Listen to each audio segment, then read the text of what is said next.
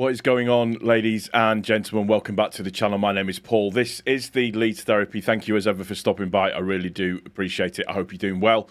On the right-hand side of the screen will be all of my socials. So there is the YouTube that's on there.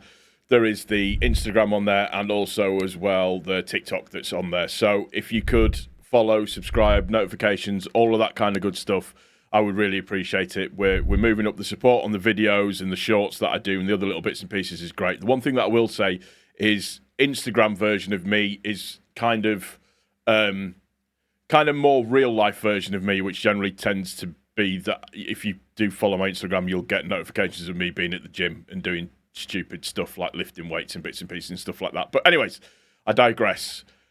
What I wanted to touch on today, moving into obviously just before we get into the Everton game, we obviously have 3 weeks left of the transfer window itself, and the panic is starting to settle in for everybody now. The being worried, being not sure what's happening, being kind of,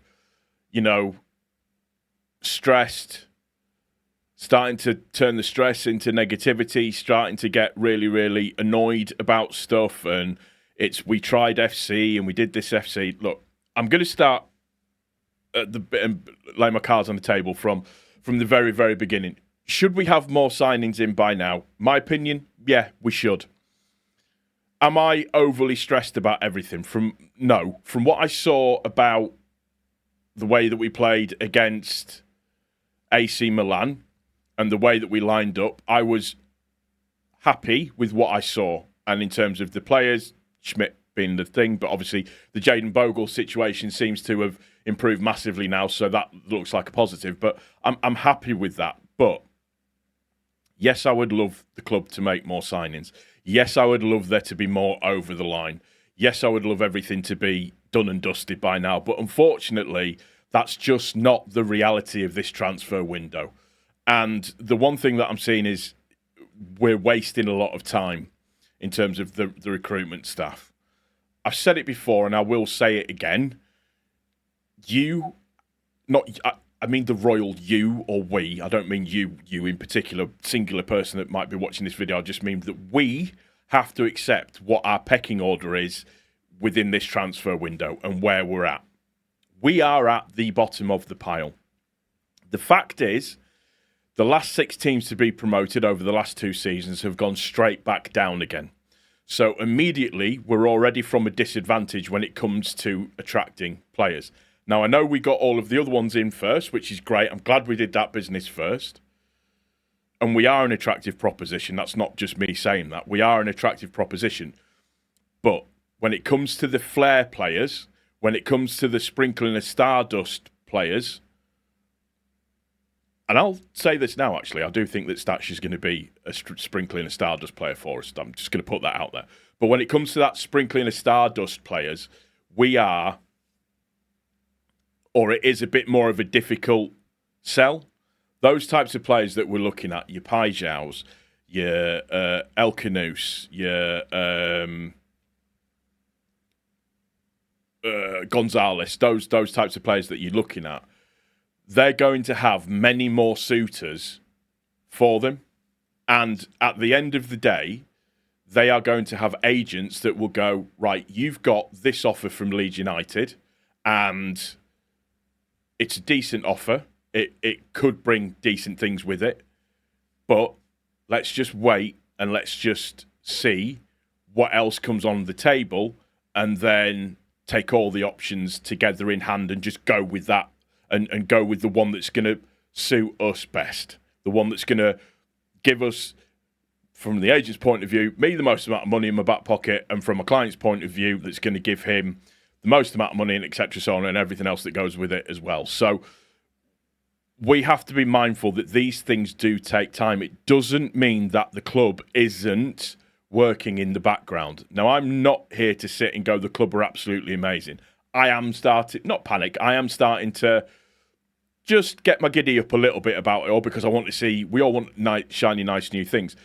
You've got to remember that there are 4 sides to a transfer in effect. You've got the buying club, you've got the selling club, you've got the player, and you've got the absolute vampire leech that is the player's agent.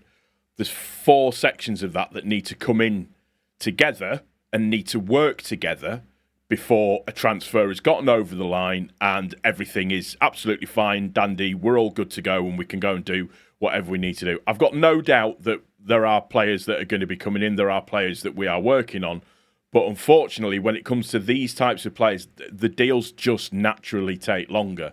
Like McAtee, for example, we all said we should go and get McAtee, and at 40 million, it was way out of our price tag. He's going to Forest for 20 million now. But what's the reason that he will have gone to Forest? Forest are in Europe. We can't offer that. We can't offer that.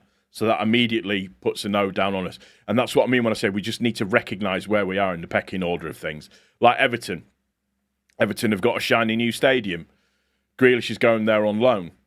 The 2 rumours that are coming off of the loan is there's an obligation to buy Grealish for 50 million at the end of the season. And not only that, they are covering £12 million of his wages for the season as well. That's the 2 reports, if you like, that are coming out of that. I don't know if they're unsubstantiated or they're in or they're not. But, you know, what you'll see online now is